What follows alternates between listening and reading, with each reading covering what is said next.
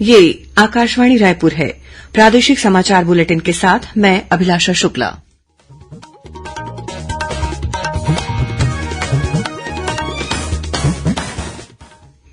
और अब पेश है आज के मुख्य समाचार। केंद्र की एनडीए सरकार के 9 वर्ष पूरे होने पर आज रायपुर में केंद्रीय मंत्री अर्जुन मुंडा ने कहा, प्रधानमंत्री नरेंद्र मोदी के नेतृत्व में देश के करोड़ों लोगों के विश्वास के साथ विकास की नई कहानी लिख रहा है भारत। इसरो ने श्रीहरिकोटा से नई पीढ़ी के नेविगेशन उपग्रह NVS-1 का प्रक्षेपण किया। दुर्ग में भारत ब्रॉडबैंड नेटवर्क के महाप्रबंधक ने आज अपने ही दफ्तर में कथित रूप से फांसी लगा ली। और रायगढ़ में 1 जून से शुरू होने वाले 3 दिवसीय राष्ट्रीय रामायण महोत्सव की तैयारियां जोर शोर से जारी।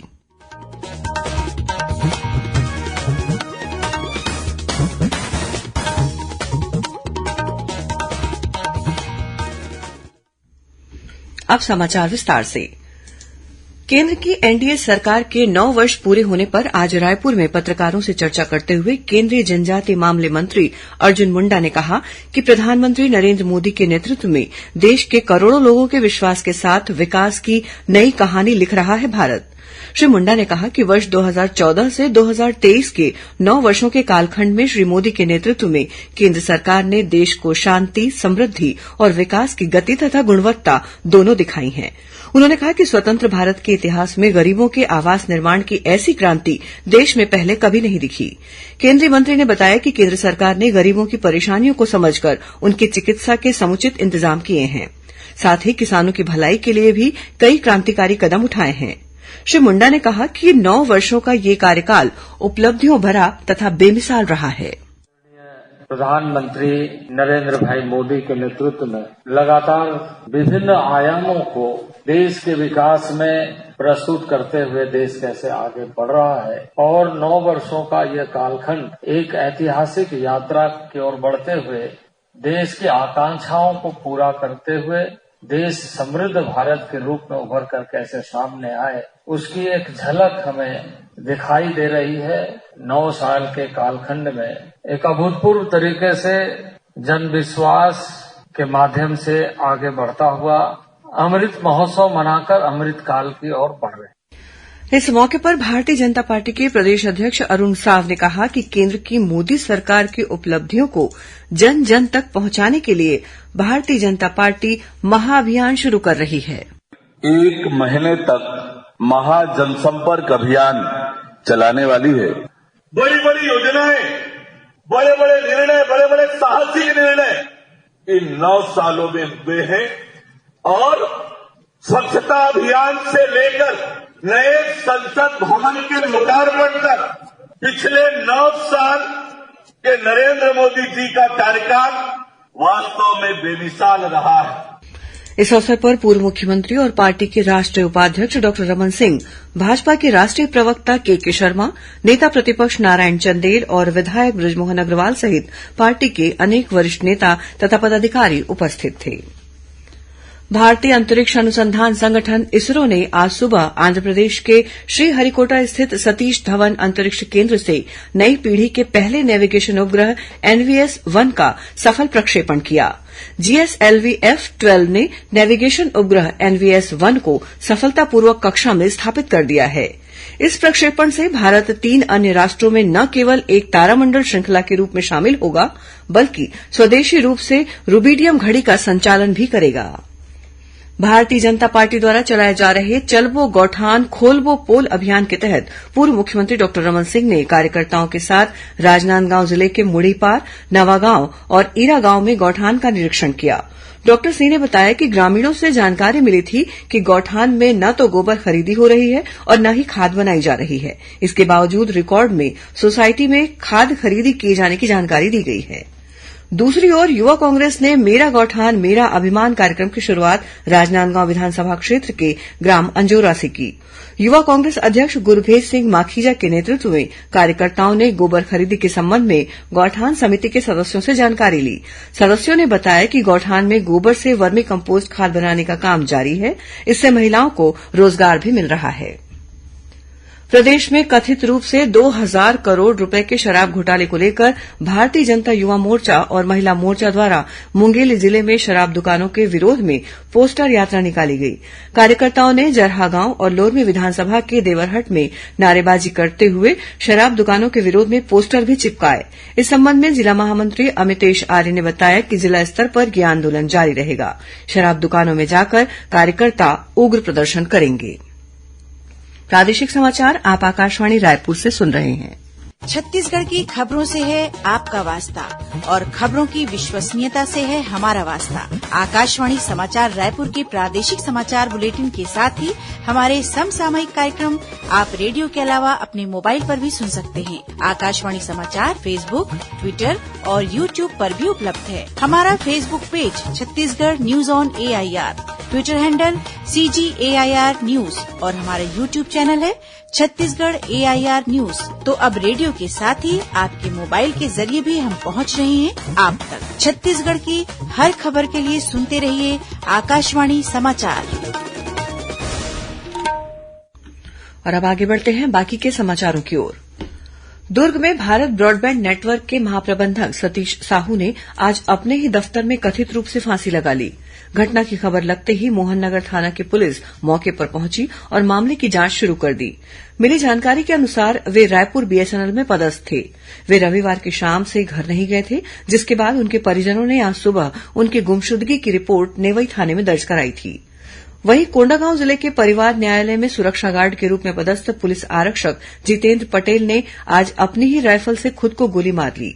SDOP निमितेश सिंह परिहार ने बताया कि घटना की जांच की जा रही है। आधार कार्ड को लेकर लोगों को हो रही परेशानियों को दूर करने राजधानी रायपुर के शहीद स्मारक में आधार समस्या निवारण शिविर का आयोजन 1 और 2 जून को किया जाएगा। शिविर में भारतीय विशिष्ट पहचान प्राधिकरण UIDAI के क्षेत्रीय कार्यालय हैदराबाद के अधिकारी मौजूद रहेंगे। शिविर में सुबह 10 बजे से शाम 5 बजे तक लोगों की आधार से जुड़ी समस्याओं का निराकरण किया जाएगा। साथ ही ये भी देखा जाएगा कि आधार में अपडेशन या अन्य जानकारियों के बदलने में क्या दिक्कतें आ रही हैं। इन्हें दूर करने की कोशिश भी की जाएगी। रायगढ़ में 1 जून से शुरू होने वाले 3 दिवसीय राष्ट्रीय रामायण महोत्सव की तैयारियां जोर शोर से चल रही हैं। इस महोत्सव में कंबोडिया और इंडोनेशिया सहित देश के 12 राज्यों की मंडलियां रामायण के विभिन्न प्रसंगों पर आधारित प्रस्तुतियां देंगी।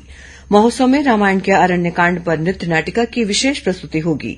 इसके अलावा प्रतिदिन हनुमान चालीसा, रामायण मंडलियों की प्रस्तुति और केलो नदी की आरती का आयोजन होगा। पहले दिन प्रतिभागी दलों का मार्च पास्ट होगा। शाम को गायिका षणमुख प्रिया और शरद शर्मा अपना कार्यक्रम प्रस्तुत करेंगे। दूसरे दिन प्रसिद्ध गायक बाबा रघुवंशी और भजन गायक लखबीर सिंह लखा का कार्यक्रम होगा।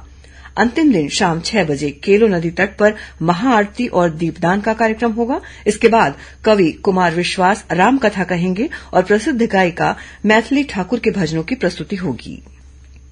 जापान में होने वाले अंतर्राष्ट्रीय अंडर 18 एशिया कप में शिरकत करने वाली भारतीय सॉफ्टबॉल टीम में बीजापुर के 3 खिलाड़ी राकेश कर्ती, सुशील कुडियम और त्रिलेश उद्दे भी शामिल किए गए हैं। ये तीनों ही खिलाड़ी जिले के आवापल्ली, भैरमगढ़ और मंगापेटा कुटरू के अंदरूनी इलाके के हैं। अंतर्राष्ट्रीय सॉफ्टबॉल एशिया कप 23 से 26 जून तक जापान के कोची शहर में खेली जाएगी। इन खिलाड़ियों का भारतीय टीम में चयन होने पर मुख्यमंत्री भूपेश बघेल और खेल मंत्री उमेश पटेल ने बधाई और शुभकामनाएं दी हैं।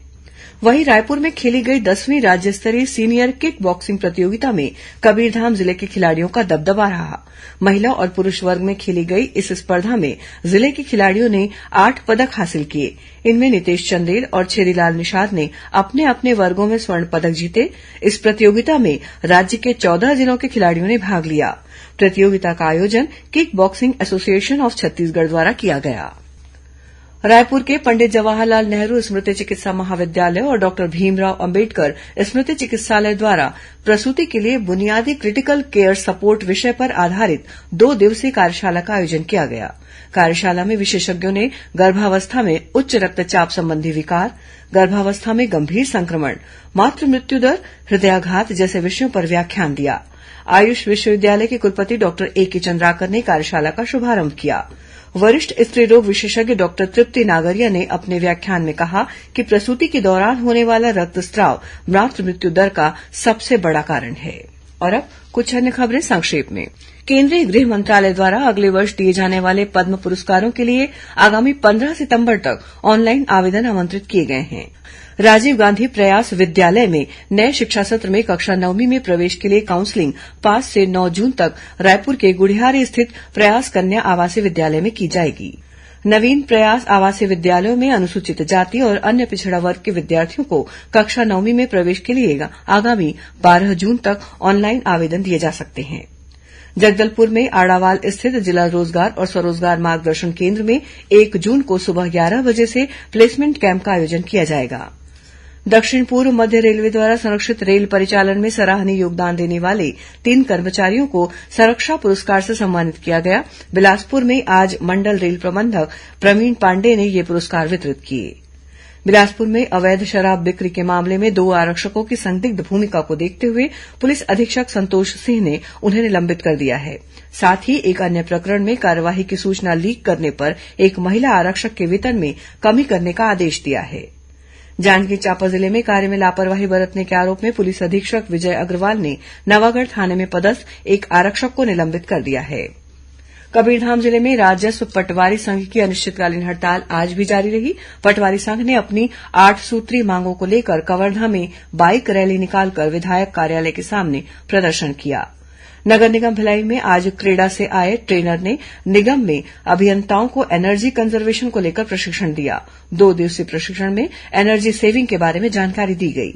और सुकमा जिले के कोंटा थाना क्षेत्र में माओवादी गतिविधियों में शामिल रहे 3 आरोपियों को पुलिस ने गिरफ्तार कर लिया है। अंत में मुख्य समाचार एक बार फिर। केंद्र की एनडीए सरकार के 9 वर्ष पूरे होने पर आज रायपुर में केंद्रीय मंत्री अर्जुन मुंडा ने कहा, प्रधानमंत्री नरेंद्र मोदी के नेतृत्व में देश के करोड़ों लोगों के विश्वास के साथ विकास की नई कहानी लिख रहा है भारत। इसरो ने श्रीहरिकोटा से नई पीढ़ी के नेविगेशन उपग्रह NVS-1 का प्रक्षेपण किया। दुर्ग में भारत ब्रॉडबैंड नेटवर्क के महाप्रबंधक ने आज अपने ही दफ्तर में कथित रूप से फांसी लगा ली। और रायगढ़ में 1 जून से शुरू होने वाले 3 दिवसीय राष्ट्रीय रामायण महोत्सव की तैयारियां जोर शोर से जारी। इसी के साथ प्रादेशिक समाचार बुलेटिन समाप्त हुआ। नमस्कार।